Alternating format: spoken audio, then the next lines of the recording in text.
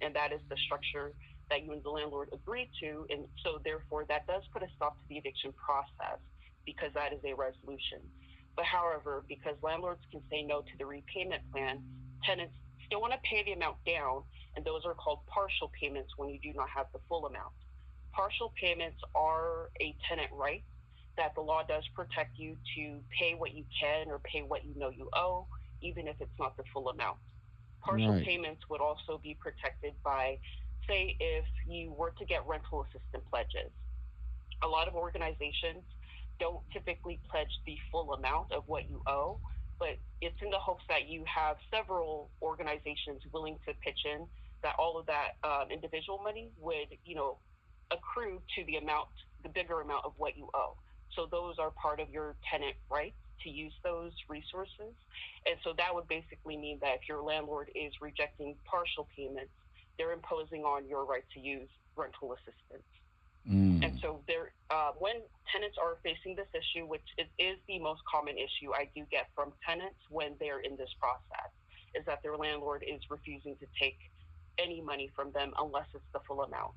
What we have you do is use the template in the pay or vacate email that I'm sending you. There's a list of templates that you can use, but the last template in that list, it's called Documenting Attempts to Pay. That letter, you would fill it out, keep a copy for yourself, and send a copy to your landlord through certified mail. And that letter outlines that it is your tenant right to make partial payments, and it is your landlord's obligation to accept that money. We want you to use the letter in the hopes that that letter does resolve the issue in itself. Your landlord gets the letter, they read it, and they say, oh, I didn't realize I wasn't following the law. Let me start accepting your money. That's great. Worst case scenario is that your landlord gets the letter and they still reject your money, but now you can bring your copy of that letter to court with you and show the courts that you informed your landlord of what your tenant rights are and they still decided to reject your money, which is unlawful for them to do. Mm. To pair up with that letter, we still want you to create the paper trail of still turning in checks when you can. Right. And we're talking hard copy checks, again, specifying on what that money is for, and still go through the motion of trying to give your landlord that money. Even if they're refusing to take it or rejecting it, set those checks aside, don't spend them, but accumulate them and bring all those checks to court with you along with your letter. That way you can show the courts that it's not that you stop paying. You want to show the paper trail that it's your landlord that stopped accepting your money and you were trying to pay. This is all the money you try to pay. If the math added up, you would have paid it off, but your landlord is the one that caused that fracture of why you couldn't pay what you owed. Yes, ma'am. Does that make sense so far? Totally makes sense. Okay. And so that is something I tell people when it comes to landlords rejecting money. The other thing that landlords tend to do is, if you wanted to do a mutual termination agreement, that is something that is more in the landlord's, that ball is in their court, because say if you do have a lease agreement and you wanted out of the lease agreement, because Washington state laws say lease agreements are legally binding, your landlord has to agree with you. It has to be a mutual agreement that you can break your lease and move. We have a template for that if that is something that would be, something that's tailored for you. If not, it's still there. Yes, ma'am. All During the this whole, I'm ma'am. sorry. I said I appreciate all that. If you can send that template and everything. Yeah. And so after that pair vacate notice expires, that is when your landlord gives you the summons. So a lot of people misunderstand like it says 30-day pair vacate. The 30-day part, it signifies the minimum amount of time that your landlord has to wait before they can serve you the summons. Because that 30 days, that once when it expires, that opens up, your landlord's rights to proceed with an eviction process on you. And so you will get that summons. And again, it will be, unfiled, filed, and the difference would be that the unfiled summons, there's still the possibility of your landlord not completing the paperwork. And again, this is why we do push tenants to turn in the money that you can and use all your tenant rights to basically have your landlord really weigh, the pros and cons of is it worth it to complete the filing of this summons? Because my tenant basically just showed me all the steps that they're taking, and because the eviction process is so long, is it worth for them to pay for the court fees So by the time if you do go to court, you've already resolved the issue and that court case gets dismissed. And That's also, not, I got an email saying that I'm gonna have to pay $500 for their lawyer, and I think they done just added this on my rent. got it. So when it comes to any lawyer fees or attorney fees or court fees, it's only that the court can mandate a tenant to pay those. And you will have a notice from the court that very explicitly tells you this is mandated from the court.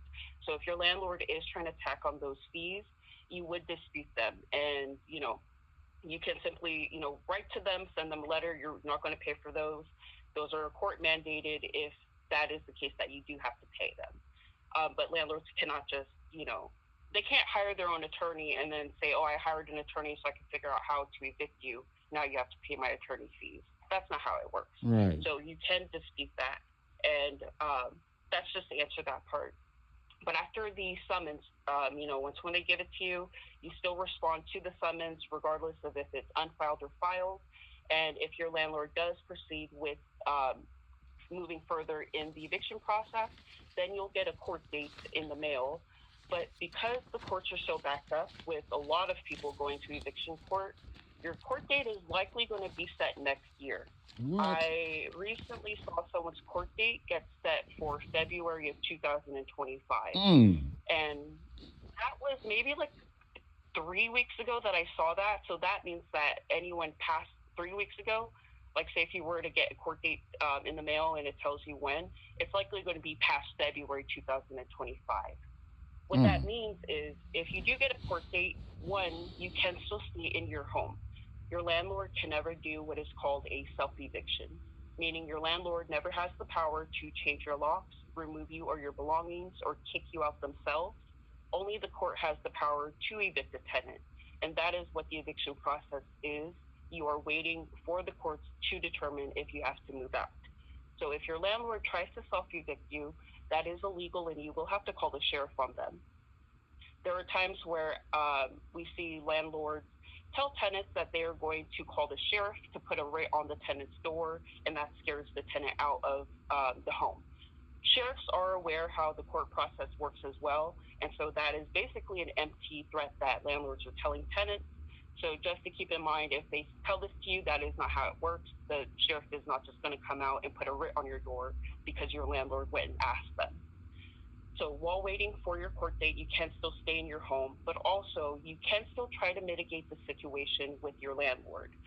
I'm not saying that the landlords are going to work with you, but what I'm saying is the courts are allowing tenants to still try to resolve the issue, even if you have a court date. So say if you get a court date set and you end up paying the amount off, you maybe get rental assistance, or somehow your landlord does decide to do a repayment plan with you, but you still have a court date, that's fine. You just want to check in on your court date to let the courts know that the issue either has been resolved or it's not resolved yet, and just inform the courts of what's going on. They don't know if your issue has been resolved. All they know is the paperwork that's in front of them that says your name, your court date for an eviction. And if you don't show up to tell them it's been resolved, then they would actually automatically default that as a win for your landlord because you didn't come to court to defend yourself. And so that, that is what happens with the court date. But during the entire process from today even till if or when you do get a court date, the courts allow tenants to still pay the amount off of what they owe. Okay. Do you have any questions so far? No, ma'am. You basically answering everything I really needed to know. Yeah. It's a lot of information that's not in those notices. So that's why we just focus on explaining what is going on with the process. Yes, ma'am. And I'm about to get up and as soon as I get off the phone with you and walk over here and sit down and talk to them. Okay. And we always say, if you have a verbal conversation with your landlord, just follow up in writing, outlining what that conversation was about. That way you're at least, trying to paper trail verbal conversations. Yes, ma'am. So let me put together the 2 emails that I said I would send you, okay? All right.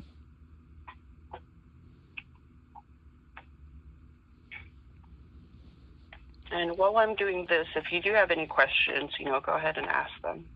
I know. I know. Isn't it kind of legal to record audio with someone?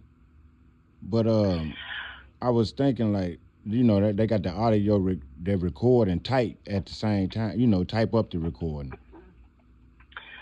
I want to say when it comes to recording, I believe if it's like in a public setting, it's okay. But if it's like in someone's personal home, that's when you would have to inform the people around you, that this conversation is being recorded. Oh, okay. Thank you for that. Yeah, yeah. They tell me, we don't want you recording nothing in this office. I was like, what? Because when I first moved in the apartment, I was filming the apartment. I was trying to keep documents of what's going on and what I see wrong in the apartment. And one of the dudes, I think the maintenance man, went to the office and told him I was recording him. And I told him, I said, I was recording my apartment. So you definitely have a right to record, the unit that you're renting out of. And we do encourage recording those type of things, especially because when it comes to like maintenance and repairs, yes, ma'am. If there is something that is off or, wrong with the unit, you want that evidence of in case your landlord tries to come after you, accusing you of that repair that is needed to be made. Right. I just recorded the ants. Every time I get ready to get in the tub, I get a load of ants come out the tub water. I'm like, what is this? How ants get in the piping system? Yeah. And with the maintenance, I think if he's being a stickler, just let him know, hey, I'm going to record the repairs that are needing to be done in my unit. If you're comfortable with that. If not, then, I can work around, like I can record it before you start the work, after, blah, blah, blah, Yes, ma'am. Okay, so I just sent over the 2 emails. Just to recap, one email is about the pay or vacate process, and that one has the templates that I was referring to. And then the other email is about what to do when you get a summons. So you would open up that email and it gives you directions on how to respond to the summons on your own, or it has a list of what you need to send over to the Housing Justice Project email, which it also has included, and they will respond to that summons on your behalf. Yes, ma'am. Yeah. And I will also email Housing Justice Project, letting them know that I talked to you. So if you do decide to send over your documents, they will be anticipating it. Okay. And I got your email. I see that right now. Perfect. The pay or vacate email, that one might take a few minutes to come through just because of how many, PDF files are in that email. Well, I just see one email. I might have to get on my other phone. If you see one, then at least I know that the email is good, and the other one will follow through. It just takes a long time. I don't know why. Every time I send that pay or vacate notice email, it takes probably 5 minutes for it to actually come through. Oh, okay. Yeah, but at least I know I got your email right.